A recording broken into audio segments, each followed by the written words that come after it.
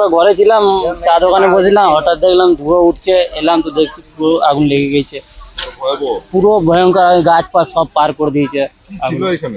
Plastic ছিল, প্লাস্টিকের ইয়ে ছিল, ব্যবসা ছিল এদের। কেউ লাগিয়ে দিয়েছে না কি কি গরমে লেগে গেছে সে তা কেউ জানে না। কি মজুদ ছিল এখানে? এখানে দিচ্ছি তো মানে পুরোনো প্লাস্টিক, ওয়েস্টেজ প্লাস্টিক, যেটা ওয়েস্টেজ করা হচ্ছে প্লাস্টিক, প্রচুর পরিমাণ প্লাস্টিক ছিল। সেটাতে আগুনটা অনেক বড় ছিল। আগুনটা আরও বাড়তে আমরা দুটো গাড়ি এনে আগুনটা অনেক কন্ট্রোল করতে পারছি।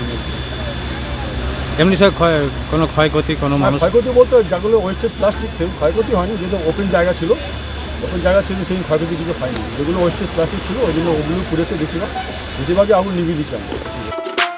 ফলো করুন সংবাদ প্রতিদিন ডিজিটাল।